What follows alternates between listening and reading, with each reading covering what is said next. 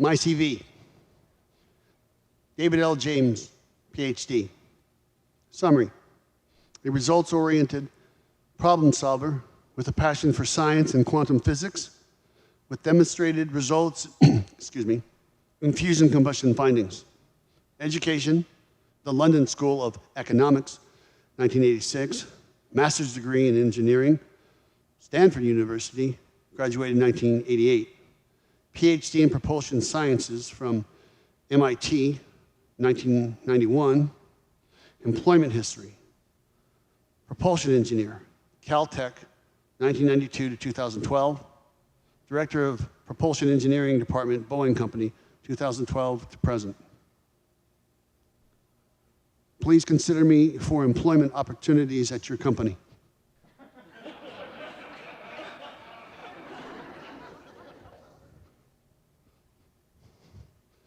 So, would any of you hire me? No one would hire anyone like that. But the truth is, you're all like that. Each and every one of you who's ever sent out a resume out for consideration is, in fact, exactly like that. You just didn't know it. Every single one of you who have ever sent a resume anywhere in the world are, in fact, that boring, that unnoticeable. What did I do at Caltech? Where was my most significant accomplishments? Did you notice that I graduated, top of my class, and was given an internship at NASA to work on the space shuttle? It's all right there, but you didn't read it. And even if you did read it, you didn't care. And the people who you send your resume to, they don't care either. They can't. There's too many of you, and there's too little time. Or said it another way, there's too little of those that need to care. By the way, everything about that resume on that screen is a total fabrication. Well, almost everything. My name is, in fact, David James, but everything else is made up. I'm actually an executive recruiter, and I have been my entire life. And this highly inaccurate resume was constructed to show you fine people to make a point. I call it constructing. The FBI calls it lying. I'm not a rocket scientist. I do not have a PhD. I've never been to England, let alone the School of Economics in London. All I know about Stanford is that Tiger Woods went there, and their school colors are red and black, and I believe they call themselves the Cardinals. But it really doesn't matter, because that resume, if it was mine or yours, and if it were true, and there was a real person behind this resume, that person would be, in the eyes of any hiring authority, an absolute star. And it would be almost meaningless, because the truth of the matter is, this resume, this beautiful resume, reads like this. Now, you might be asking, why is that? If I was a rocket scientist with that resume, would you think that that resume would get anybody an interview? And you'd be right. However, that's because that resume, that fantastic resume, will most likely never be read, or not read by the right person, which is why resumes are, for the most part, a really poor way of showcasing anybody's talents. But that's the way it's done. Why? Because it's the way it's always been done. Not because it's effective, or an effective method of showcasing one's talents. Why? Because it's the way that it's always been done. Before computers and online connectivity and mobile apps, all the jobs were posted in the newspaper. That's right, from trees. And the ads always said, please address all the resume and cover letter to the Human Resources Department. And in any Human Resources Department, that job of sorting resumes always would go to an intern or a newly hired graduate. Not sometimes, always. And what would happen is the HR manager would say to the clerk, can you go through these 100 resumes and find the best 5 time and motion engineers and send them to Pete Dawson? He's the head of propulsion. He's the hiring authority. And the new intern, with doughy eyes would go, like this one, I guess, this one, and this one. You know where the other 95 would go? Trash. So Pete Dawson, he gets these 5 resumes, random from the clerk, and he says frustrated, these aren't even close.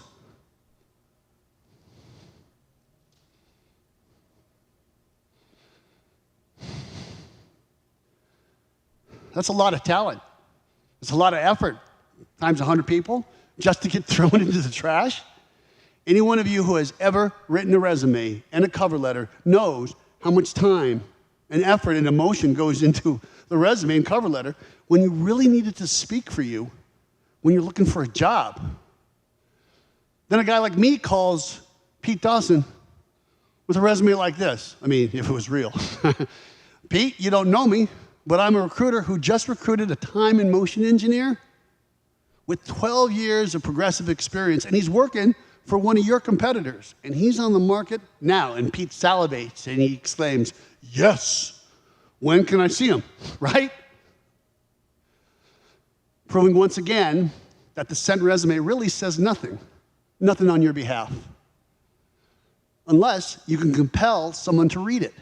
And that someone has to have the power to care. You see, Pete has someone, me, painting a picture of the candidate without him even seeing the resume, right? On behalf of the candidate and Pete, the hiring manager, I am the differentiator, right? Without the decision maker seeing the resume, I'm making the candidate's resume, their profile, come to life. No resume, just, when can I see him, David? He'll be there tomorrow afternoon, Pete. That's why recruiters, like me, are part of a multi-billion-dollar industry, because we bring resumes to life. We're an advocacy for the person we represent. We differentiate on the candidate's behalf. But for the job hunter, who only knows one way to get a job is to send a resume, your fate is relegated to the luck of the draw. Your fate, more often than not, is to remain anonymous. Ain't that a shame? A lottery more like it. I mean, if the young clerk selects you, congratulations. You get sent to the hiring manager. It's like using hope as a tactic. Right? I mean, you got a better chance of getting on the game show, what is it? The Price is Right, right? So back in 1991, when I was a young entrepreneur, I'd opened my own recruiting firm. And I was speaking to the human resources director at some company. His name was Scott. I remember that. And I'm on the telephone, and I remember him telling me the following. I'll never forget this as long as I live. David, in about 2 more years, recruiters like you are going to be obsolete. Puzzled, I said, why do you say that, Scott? He says, because of the electronic data interchange, of course. The electronic data interchange, of course? What's that? The EDI is a series of worldwide computers that talk to one another. It's going to make recruiters like you absolutely redundant. You better start thinking about a new career. I think he was talking about the internet. Well, of course, I figured out several years later that Scott was talking about the internet. He was right about one thing. The electronic data interchange, it changed everything. But he was dead wrong about us recruiters being obsolete, because the internet actually made the job hiring process even more confusing and even more ineffective. And instead of getting 100 resumes per advertisement, that's right, you got it. You get 400 resumes per advertisement. Shall we do it again? Take our 5, 400, 395. Sent to Pete.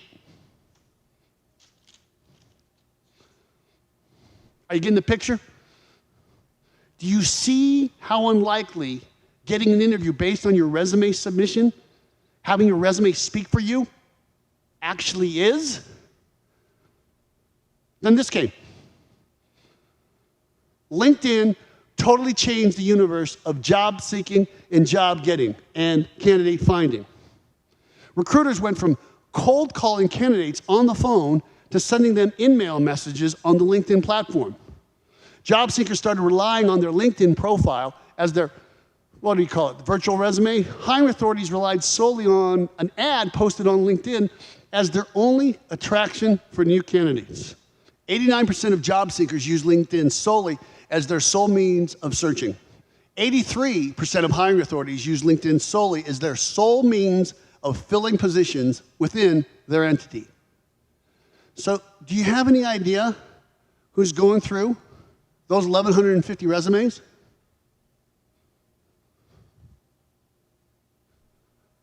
That's right. Same person as before.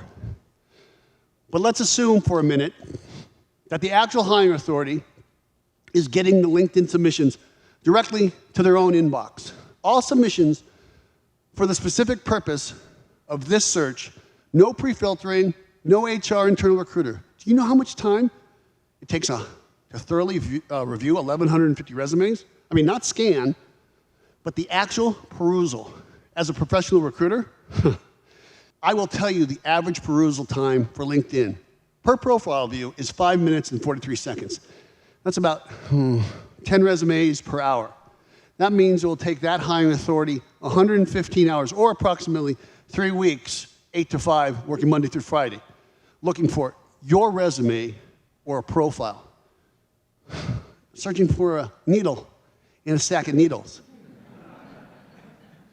How do you like your chances now? Let me tell you a story about a man named David Hampton. In early 2013, I was making recruiters from scratch for a large recruiting firm. I'd run an ad in LinkedIn, of course. And I took it a step further. I said, do not click the button. Send me a resume and a cover letter and articulate these 3 succinct points about yourself. That cover letter and attach a resume. Just in case they forgot, I need the resume too, right? But if they did not follow my directions exactly that way, I would not consider them a viable candidate. Straight to the trash. And I was looking for raw talent, people who could follow direction, people willing to take the time. David Hampton was exactly that. David Hampton did exactly that. He followed the directions perfectly. I saw his resume, I read the cover letter, and I was impressed.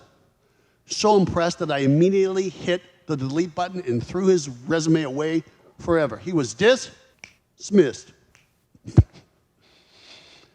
Why? No clue. My mind just went blank. 10 seconds later, I began what would begin the rest of my life. Then 15 minutes later, my phone rings. Restricted number. I'm a recruiter. I like talking on the telephone. I pick it up. David James, I say with pride. This is David Hampton. I sent you my resume. Yeah, I just reviewed it. Can you call me back at 3 o'clock Pacific time? Which was code for we're never speaking again. Well, he says, it's midnight here in Afghanistan, and I'm calling you from a satellite phone. I stopped it right there. I said, dude, you've got the interview. When will you be back home? We interviewed in person, and when he came home, I offered him the job. Now, I was hiring recruiters, and David Hampton did what others never do, right? He made himself a differentiator. He resurrected his candidacy from death to life. He usurped an opportunity to speak to the hiring authority and showed me something his resume and his LinkedIn profile did not, could not. He brought his candidacy to life.